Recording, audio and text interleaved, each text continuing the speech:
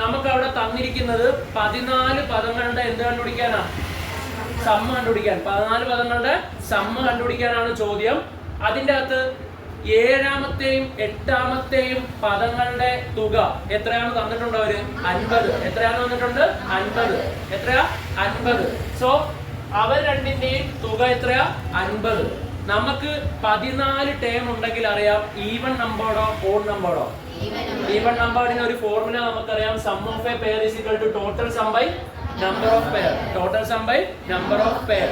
So total sum അറിയില്ല, അതാ കണ്ടുപിടിക്കാൻ പറഞ്ഞിരിക്കുന്നത്. 14 എണ്ണത്തിന്റെയോ കണ്ടുപിടിക്കാൻ പറഞ്ഞിരിക്കുന്നത്. സോ ടോട്ടൽ സം അറിയില്ല.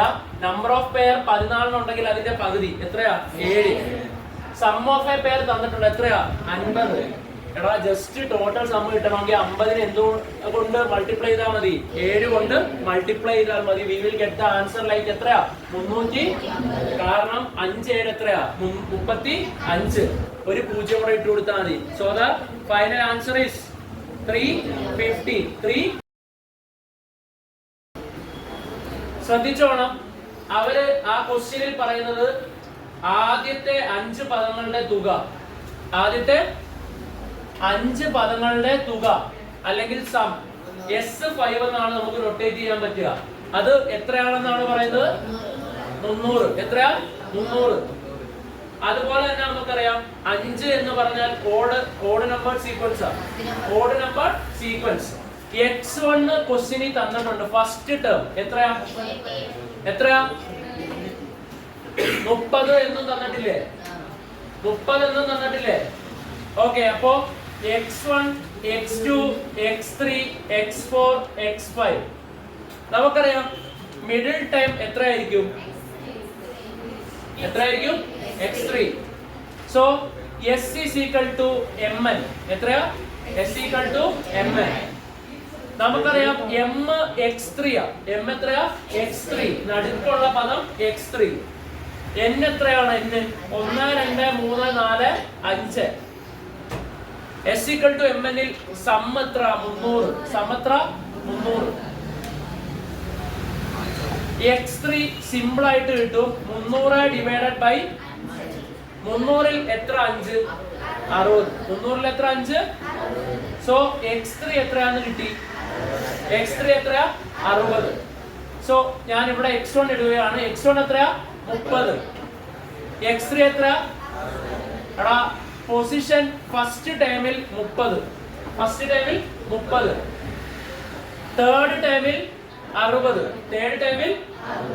തേർഡ് ടൈമിൽ 60. So common difference equal to പദവ്യത്യാസം ബൈ സ്ഥാന വ്യത്യാസം അഥവാ term difference by position difference. 60 minus 30 divided by 3 minus 1. 60ൽ നിന്ന് 30 കുറച്ചാൽ 30 ബൈ 3 മൈനസ് 1. 30ൽ 2 എത്ര വട്ടം? So common difference is 15. 30ന്റെ കൂടെ 15 കൂട്ടിയാൽ 45ന്റെ കൂടെ 15 കൂട്ടിയാൽ 60ന്റെ കൂടെ 15 കൂട്ടിയാൽ 90 എക്സെട്ര. എഴുതിയെടുത്തോളൂ. X1 എത്രയാണ് തന്നിരിക്കുന്നത്? പറഞ്ഞ എത്രയാണ് തന്നിരിക്കുന്നത്? 30. X6 എത്രയാണ് തന്നിരിക്കുന്നത്? എത്രയാ? നമ്മളപ്പോ XS സമ്മ് 6 പദം, അതായത് ഫസ്റ്റ് പദം 30, 6 പദങ്ങളുടെ സമ്മ് എത്രയാ? 300. 6 പദങ്ങളുടെ സമ്മ് എത്രയാ? 300. അതിൽ നിന്ന് നമുക്ക് ഉറപ്പിക്കാം X1, X2, X3, X4, X5, X6 എന്നുള്ള 6 പദങ്ങളെ കുറിച്ചിട്ടാണ് ഇവിടെ പ്രതിപാദിക്കുന്നത്. അത് ഈവൻ ആണോ ഓഡാണോ? ഈവൻ ആണോ ഓഡാണോ? ഈവൻ. അതേതാ? ഈവൻ ആണ്. ഈവൻ ആണെങ്കിൽ നമുക്ക് ഉറപ്പിക്കാൻ പറ്റുന്ന ഒരു കാര്യമുണ്ട്. ഇക്വേഷൻ ഏതാണ്? എല്ലാരും വിളിച്ചു പറയൂ. Sum of pair equal to total sum by number of pair. Sum of a pair is equal to total sum by number of pair. Total sum is what? 300. Number of pair is what? 3. Number of pair is what? 3. 300ൽ 3 എത്ര വട്ടം? 100 വട്ടം. അപ്പോൾ ആ കിട്ടിയത് ഒരു ജോഡിയുടെ ഒരു പെയറിന്റെ എന്താണ് കിട്ടിയത്? സം. അവരെളുപ്പത്തിന് വേണ്ടി ഫസ്റ്റ് ടേം എത്രയാണെന്ന് തന്നിട്ടുണ്ട് 30. ഉറപ്പായിട്ടും ഒരു ജോഡിയുടെ തുക 100 ആണെങ്കിൽ എത്രയായിരിക്കും 70. എത്രയായിരിക്കും 70.